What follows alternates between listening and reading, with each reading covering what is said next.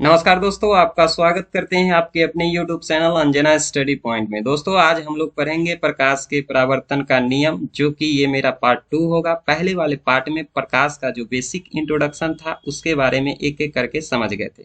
तो जो लोग इसके पहले वाले वीडियो को नहीं देखे हैं तो कृपया जाके पहले वाले को वीडियो को देखें, जो कि प्ले लिस्ट में पड़ा हुआ है, वहां से आप लोग उसको देख सकते हैं। सबसे पहले हम लोग प्रकाश के परावर्तन के नियम को समझने से पहले समझेंगे कि परावर्तन कहते किसको है। तो सबसे पहले देखें परावर्तन क्या होता है। परावर्तन दैनिक जीवन में परावर्तन का सीधा सीधे अर्थ होता है टकराकर लौट जाना। यानी कहने का अर्थ है, मान के चलिए एक उदाहरण आपके सामने प्रस्तुत कर रहे हैं। एक ये दीवार है। बचपन में आप लोग खेले होंगे गेंद से, तो दीवार पे आप लोग बचपन में क्या करते थे, गेंद को इस दीवार से पे मारते थे।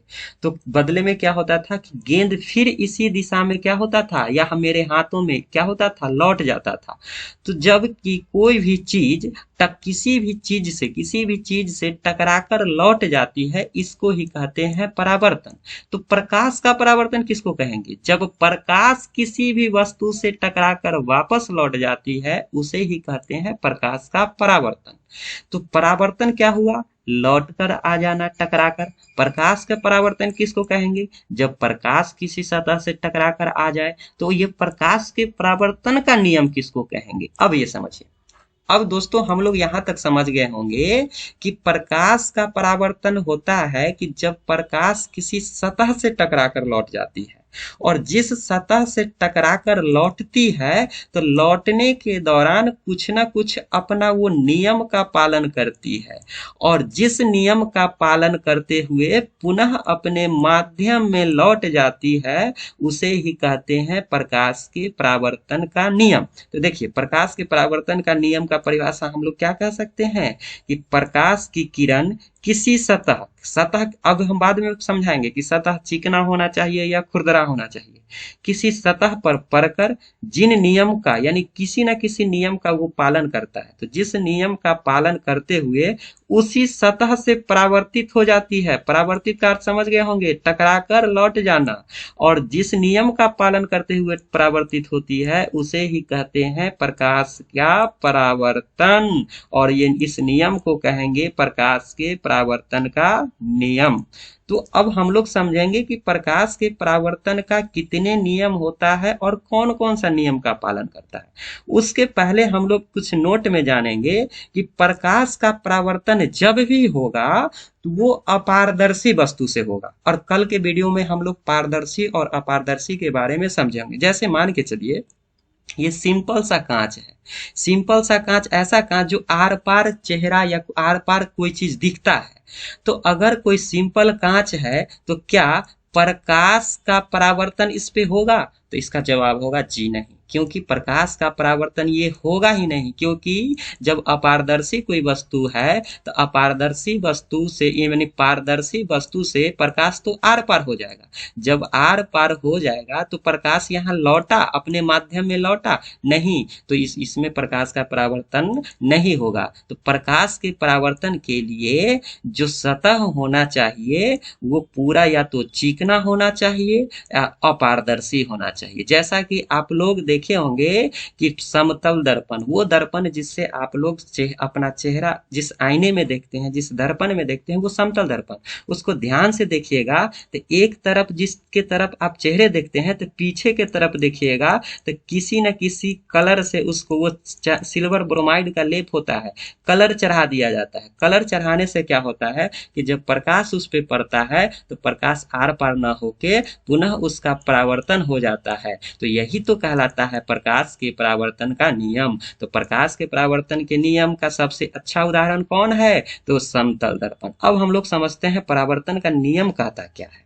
देखिए यहाँ पे आप लोग देख रहे होंगे कि ये है समतल दर्पण। इसको हम क्या, ये जो रेखा है ये क्या है, समतल दर्पण। से पहले अगर सिंपल रहा होगा तो कांच, और उसके नीचे अगर कलर कर दिए तो वो क्या हो गया, वो कलर कर देने से ये बन गया समतल दर्पण। समतल दर्पण प्रकाश के परावर्तन का सबसे अच्छा उदाहरण है। तो इस पे ही हम लोग समझते हैं। समतल दर्पण में प्रकाश के परावर्तन का नियम, दो नियम होता है। प्रकाश के परावर्तन का किसी भी चीज में प्रकाश के परावर्तन का दो नियम। तो दोनों नियम को इस फिगर के माध्यम माध्यम से समझेंगे। यहाँ पे देख रहे हैं कि जितना नाम लिखा हुआ है सबका अपने में बोर्ड के एग्जाम में आपको परिभाषा स्पष्ट करना होता है। पहला क्या है, देखिए ये दर्पण है। मान के चलिए किसी भी स्रोत, सूर्य हो, टॉर्च हो, लालटेन हो, किसी भी स्रोत से आप प्रकाश को इस दिशा में गुजार रहे हैं। तो इस दिशा में गुजारने के बाद प्रकाश कहाँ पड़ता है, दर्पण पे। तो यानी कि जी आपतित किरण किसको कहेंगे, जब माने ये जो इधर से प्रकाश आ रही है ना, तो इस आने वाली किरण को हम कहते हैं आपतित किरण। यानी आपतित किरण का परिभाषा हम लोग क्या देंगे कि किसी परावर्तक सतह, परावर्तक सतह क्या समझते हैं, यानी कि जहां पड़ने से परावर्तक सतह, जिस सतह से प्रकाश क्या हो जाए, वापस लौट जाए। तो किसी परावर्तक सतह पर पड़ने वाली, देखिए यहाँ से एक किरण आ रही है और कहाँ पड़ रही है, परावर्तक सतह पर, तो इस आने वाले किरण को क्या कहेंगे, आपतित किरण। दूसरा होता है कि क्या बोले थे, जब चिकना सतह पे और अपारदर्शी वस्तु से प्रकाश पड़ता है तो उसका परावर्तन हो जाता है। तो जब परावर्तक सतह से प्रकाश आया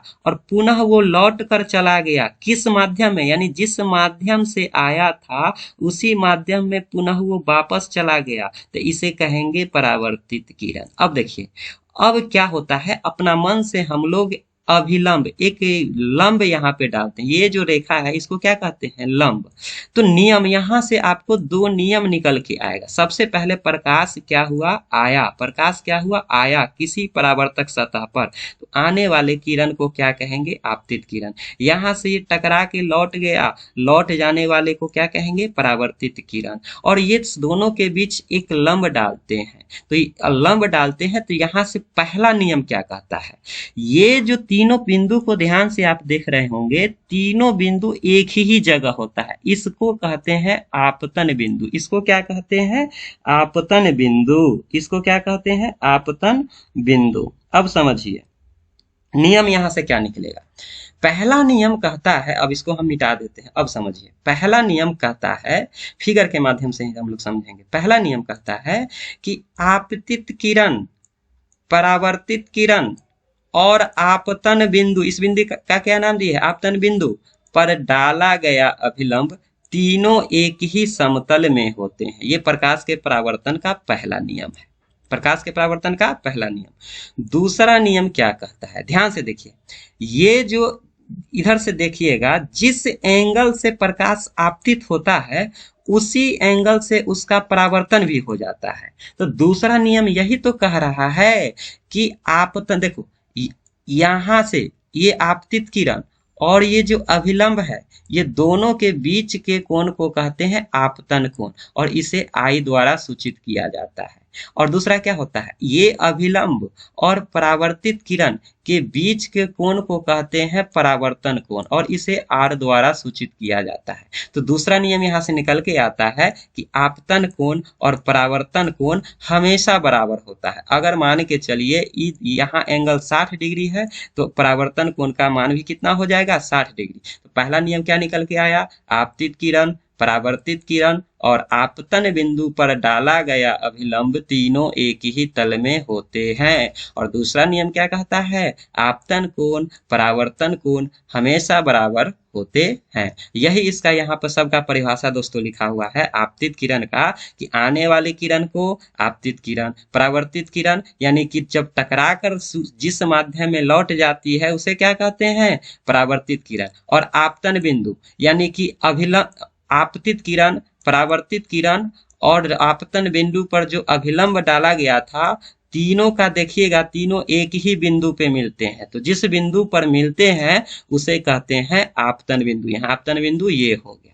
उसके बाद देखेंगे आपतन कोण, यानी आपतित किरण और अभिलंब के बीच को कोण को आपतन कोण कहते हैं और इसे आई द्वारा सूचित कहते हैं। उसके बाद होता है परावर्तन कोण, परावर्तित किरण और अभिलंब के बीच के कोण को कहते हैं परावर्तन कोण, इसे आर द्वारा सूचित किया जाता है। और यहाँ पे हम लोगों ने प्रकाश के परावर्तन के दो नियम होता है, जिसको अच्छे से पढ़ पाए, यही आपतित किरण, परावर्तित किरण और आपतन बिंदु पर डाला गया अभिलंब तीनों एक ही समतल में होते हैं। और दूसरा नियम क्या होता है, आपतन कोण और परावर्तन कोण आपस में बराबर होते हैं। तो उम्मीद करते हैं दोस्तों आप लोग प्रकाश के परावर्तन के नियम को अच्छे से समझ पाए होंगे। इसके नेक्स्ट वीडियो में हम लोग देखेंगे समतल दर्पण की क्या विशेषता होता है, क्योंकि हम लोग ने यहाँ देखा था कि प्रकाश के परावर्तन का सबसे अच्छा उदाहरण समतल दर्पण। तो अगले वीडियो में हम लोग पढ़ेंगे समतल दर्पण क्या होता है, उसका क्या विशेषता होता है,